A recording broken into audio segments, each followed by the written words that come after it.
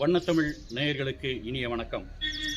இன்றைய திரைவிமர்சனம் நிகழ்ச்சியில் நாம் பார்க்க இருக்கின்ற படம் சப்தம்.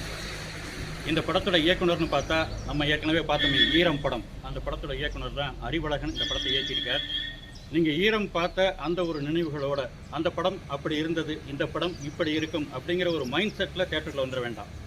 பொதுவாக என்னென்னா, இங்கே ஒரு படைப்பாளியை நம்ம எடை போடுறதே அவருடைய முதல் படைப்புகளை வைத்து அல்லது அவரது புகழ்பெற்ற படைப்புகளை வச்சு இந்த படம் இப்படி இருக்குமோ அப்படி இருக்குமோங்கிற ஒரு மைண்ட் செட்டில் வருவோம்.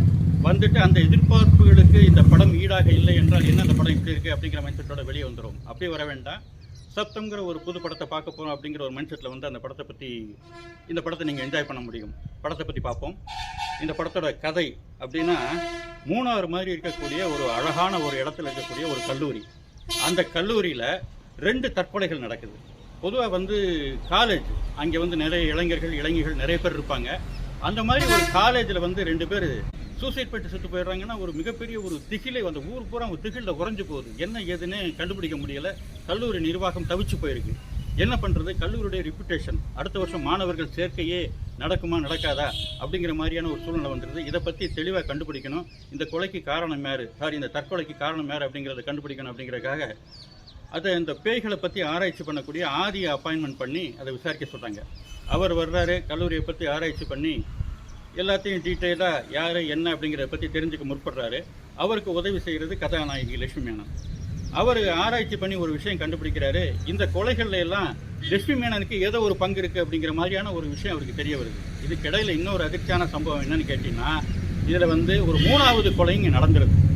இப்போ இதுக்கு பின்னாடி இருக்கிறது யார், பேயா அல்லது கெட்ட சக்திகளா அப்படிங்கிறத பற்றி தெளிவாக சொல்கிறது தான் இந்த படத்தோடைய முடிவு எண்டு. இதுதான் இந்த படத்தோட கதை. பொதுவாக இந்த படத்தில் ஆதியோடைய நடிப்பு அப்படின்னு பார்த்தா ரொம்ப பிரமாதமாக நடிச்சிருக்காரு. ஆதி ஹீரோவாக இருக்கலாம், ஆனால் அதை தாண்டி இந்த படத்தில் 2 ஹீரோக்கள் இருக்காங்க. யாருன்னு கேட்டால், ஒன்று ஆடியோகிராஃபி, 2வது சினிமாட்டோகிராஃபி. இந்த படத்தில் சப்தம்னு பேர் வச்சாங்க. அந்த மாதிரி ஒரு ஆடியோகிராஃபி எல்லா இடத்துலையும் பயங்கரமாக மிரட்டுது. அந்த ஆடியோகிராஃபி சினிமாட்டோகிராஃபியும் அவ்வளவு நல்லா என்ன வேணுமோ அதை ரொம்ப அழகாக பண்ணியிருந்தாங்க. அதன் பிறகு என்னென்னா, அந்த ஃபர்ஸ்ட் ஹாஃபில் நம்ம நிறைய படங்களில் நிறைய பேய்களை பார்த்துட்டு ஒரு ப்ரீ டைப் ஆஃப் மைண்ட் செட்டில் இருக்கிறதுனால என்னவோ நமக்கு பெரிய அந்த இவ்வளவு ஆடியோகிராஃபி இந்த மாதிரி சினிமாட்டோகிராஃபி இந்த மாதிரி இருந்தாலும் காட்சிகளில் ஏதோ வலு இல்லாதனால நம்மளால் ஏதோ ஒரு விஷயத்தில் இந்த படத்தோட கனெக்ட் ஆக முடியல. அதன் பிறகு ரெடின் கிங்ஸ்லி, MS பாஸ்கர் இந்த டீமோடைய காமெடி படிச்சுன்னு என்னவோ அது ஒர்க் அவுட் ஆகாத மாதிரி தான் தோணுது. ஆனால் அதே நேரத்தில் இந்த படம் ஓரளவுக்கு ஒரு சுமாரான ஒரு படம் அப்படின்னு தான் சொல்லணும். ஒரு புதிய முயற்சி அப்படின்னு சொல்ல முடியாது. ஏற்கனவே நம்ம நிறைய படங்கள் எல்லாம் பார்த்துட்டோம். இதில் சிறப்பான அம்சம்னு சொன்னால், நான் ஏற்கனவே சொன்ன மாதிரி ஆடியோகிராஃபி ப்ளஸ் சினிமாட்டோகிராஃபி, இதுதான் இந்த படத்தோட சிறப்பு அம்சங்கள். மீண்டும் இது போன்ற ஒரு திரைவிமர்சன நிகழ்ச்சியில் சந்திக்கின்றேன். நன்றி, வணக்கம்.